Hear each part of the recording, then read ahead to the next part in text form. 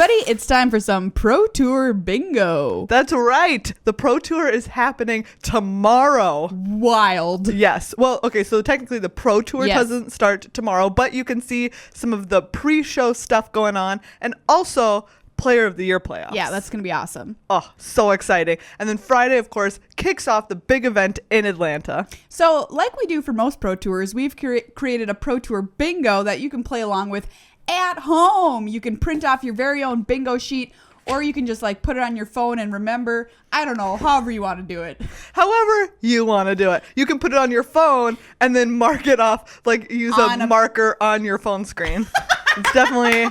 That's our official recommended way to play this. Yes, absolutely. And this time we've created a version that you can have multiple iterations of this bingo card, so you can play with your friends too. Yes, number one request. Yeah, number one request fulfilled. Don't say we don't listen. You're welcome. So yeah, play along at home, and we've got one version here that we're going to go through all of the different squares with you to kind of preview the show and talk about it a little bit. Yeah, let's get started.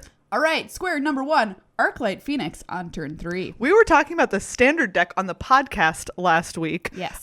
Or this week, actually, where this is a deck that uses tons of super cheap instants and sorceries, and then has creatures like Crackling Drake, Enigma Drake, and Arclight Phoenix, which love those instants and sorceries. Yeah, and this is the earliest that you can possibly have an Arclight Phoenix in play if you're able to get in your graveyard on an earlier turn. And I came up with a hot take, which is I think this is going to be the most popular deck at the Pro Tour. Wow, that's right. That is your hot take. So something like I want to discard it with a Chart a Course on turn 2. Yes. And then on turn 3, I cast my 3 instants and sorceries. Get that buddy back on the battlefield. Whew. Yeah, it's definitely possible. Pretty exciting. All right, square number 2. Celestia wins a draft match. Wow, Maria, you really didn't pull any punches with this one. No, I think Celestia is the worst guild in Guilds of Wow. Ravnica Yeah? to play in draft. And if it manages to win a draft match, hey, check this off your sheet. Yep. Again, we were talking a couple of weeks ago about how we feel like it doesn't have enough of its style of evasion, Right. which is usually trample. I think if just a few more key big green creatures had trample, Celestia would have what it takes to win more matches. Absolutely. But right now, with a How lot does of it them push just through? being like, there's like 4/4s, Rosemane Centaur, great example. Yep. Great card, 4/4, Vigilance, amazing. Sometimes it just doesn't matter isn't good enough. so much of the time. It's just like, well, whatever. My Murmuring Mystic blocks it for 1,000 years. Exactly. Oh, Murmuring Mystic. What a card. Number 3, 10 plus power Drake. So this is related to square number 1, playing the Arclight Phoenix Drake deck. And seeing a 10 plus power Drake is not something that's going to be hard to achieve. Exactly. Like we said, we've got Enigma Drakes and Crackling Drakes, which are both looking at instants and sorceries in the graveyard or in Crackling Drake's version, Yeah. in the graveyard and in the exile zone. So yeah, I'm excited. This morning, a Drake hit my face for 14. So 14? there you go. Ouch. It hurt. Yeah. All right, up next, Unknown Player makes a deep run. This is a perennial favorite of yours. Oh, yes, I love this one. I love to see players at their first or second Pro Tour or something like that taking the whole thing home, and they're always so happy and so excited to be like making a go of it as a professional Magic player. We saw this very recently at Pro Tour Dominaria with Wyatt Darby. Yeah, absolutely. So I've kind of got my fingers crossed again for another Unknown Player in the top 8, because it just makes me so happy to see how happy they are to make that accomplishment for the first time. Absolutely. Next, we've got Rich sounds way too British. So you can exit off right now. I'm sure wherever he is, he's doing it. British. Yes. Rich sometimes says things where it's like some kind of known phrase in Britain or a famous person or like, yeah. I don't know, something event. And I'm just like, I don't know what you're talking about. I don't know. Also, he's got the most British accent of all British accents. Yeah. So if you want to count that as sounding too British, well, there you go. I've heard him give some very strong opinions on different kinds of British accents that I'm like, this is over my head. Next, we've got Marshall talks about how packs smell. Yeah, I feel like this is a free cross out already, too, because you know that first time they crack a pack in draft, he's going to be talking about smelling that pack. Yeah. Marshall, maybe you have a problem? You know what we should buy Marshall for Christmas is like a special cologne that's made to smell like a magic pack. If that's possible, I would do it. I thought you were going to go for like a pack of like the car air fresheners, which I would also do. Either way, I don't care what it is. Like a candle that smells like a magic pack. Yes. If you have a lead on how we can make a custom scented like candle or cologne or air freshener for a car, deodorant, whatever, please send us that link because we need to know. We have a gift in mind. Up next is Oops, I Decked Myself, which is specifically for draft because you can do this if you're playing Dimir and you're not careful. Yeah, absolutely. Or if you're playing a Dimir mirror and it's just inevitable. Dimir. A Dimir. Yes, we got there.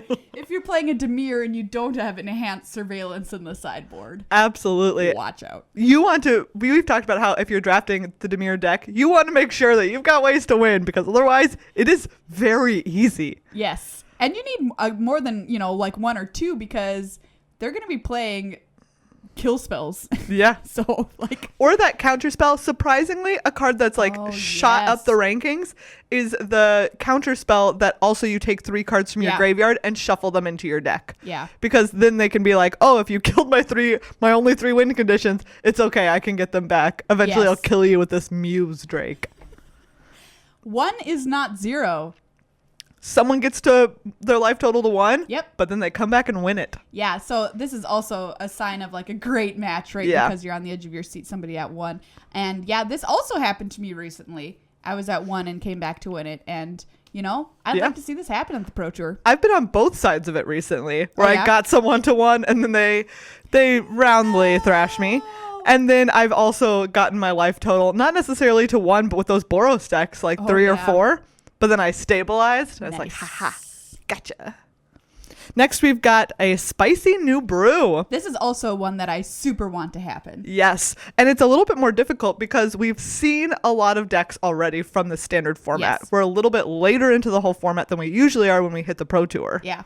And so will somebody still bring something new and different to the PT? I really hope so. It's so exciting to see a deck make a run. Even if it falls flat on its face, I still like this because they're being new, they're being creative. You want to see it soar off the cliff, even if it immediately plummets. Immediately plunge into the ravine. I don't care. I want somebody to bring something cool. So if we see it on camera, check off this square. Even, would you count like the Rainbow Lich? You know what? Rainbow Lich is a known quantity. It has to be wilder than Rainbow Lich? I just mean that we already know about Rainbow Lich. Okay, that's fair. So if anything shows up that we don't know about, you can check it off. All right, fair enough. Riley says a phrase that is not a thing. Also another free square here for Constantly. Constantly. I mean, Boston is the cradle of democracy might be my all-time favorite. It can be anything from giving cities nicknames that they've never had to giving players nicknames that they've never had. We simply don't know what will happen. Exactly. But as soon as he says something where you're like, definitely no one's ever said that before. Check it off. Check it off. Next up is Team Good Luck High Five feature match. That's right. This is a little bit of self-promotion from us here. But we've got some players headed out on our brand spanking new pro team. Yes. And we're super excited to see them play. And we're hoping at least one of them gets into the feature match at least once. Yeah, you'll know them by their GLHF hoodies or t-shirts. So keep your eye open for that. And also by their famous names. Oh, yeah, that too. And their memberships in the Hall of Fame. We've got some good players. No big deal. Yeah, we certainly do. Next, we've got old school players still got it. So this, you could check this square off and our square off in one fell swoop. Yes, if they win. if they win, yes, that's right. So just like unknowns making deep runs, I also love to see old school players who've been playing the game forever make deep runs too, and just crush some noob or something like that. I think that's cool to see. Yeah.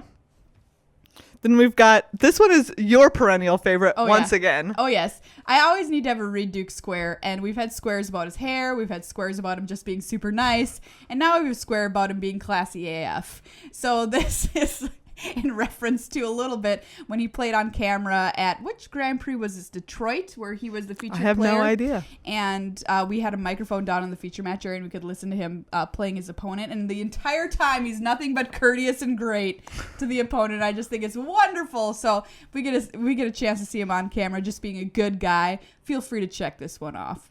Next up, we've got players dressed real nice. Ooh, I love this one. Same. I love it when players get dressed up, whether it's like a nice sharp button down and tie, all the way up to a suit jacket. Yes, please. Yeah, Shahar Shanhar had this going on at the World Championship. Yes. Big thumbs up for that. Also, Elias Watsfeld had the best button down. It was like, great. It was an amazing shirt. Yeah. I was a little bit jealous of it. Yeah, it was a great shirt. We'll be super honest. And so some players are going to be wearing team jerseys and all that, so you can't count that. But players that aren't on teams, if they snazz it up, mark this one off and give them a big thumbs up. Snazz it up. Up next, Eldest Reborn reanimates something fun. There's going to be a lot of fun cards out on that battlefield. I know. There's going to be a lot of ways to make players sacrifice or kill them. I know. I'm excited for this because I want to see Eldest Reborn bring back something that is not from the same deck. You know what I mean? So there is a green-black kind of reanimation recursion deck, and sure, you can bring back your Golgari Finebroken, and I guess you're doing it. Mm-hmm. But I mean, I wanted to see it bring back something like somebody else's Lyra. Yeah, so your opponent's Teferi. Oh, yeah. And you're like, I'll take that. I'll take your Teferi. Thank you. Thank you. Next, we've got kept a one-lander. It always happens to some poor sucker. Yeah. And either they get there or they don't. Doesn't matter. As long as they keep that one-lander and they cross their fingers. Yeah. Hopefully at least after they've mulliganed once. They keep it in 7. In 7? Wow. Ooh, I mean, there's a case for wow. that, like if you're playing mono blue or something. Yeah. Or if you're playing, honestly, even if you're playing that Jeskai or that Arc-like Phoenix blue-red deck that we keep talking about, where you have a lot of one-mana cantrips, if you keep like Island opt. Yeah, sure. And then some other 4 cards, who knows what. I think I would keep that, actually. All right, found a 7-card hand I would keep with 1 land. Someone takes an extra turn. We don't know. Is Nexus of Fate still a thing?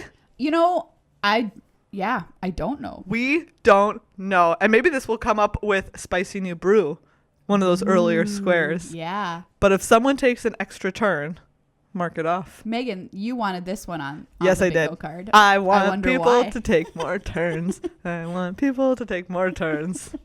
Steamkin runs away with the game. Ugh, runaway Steamkin. You made a pun.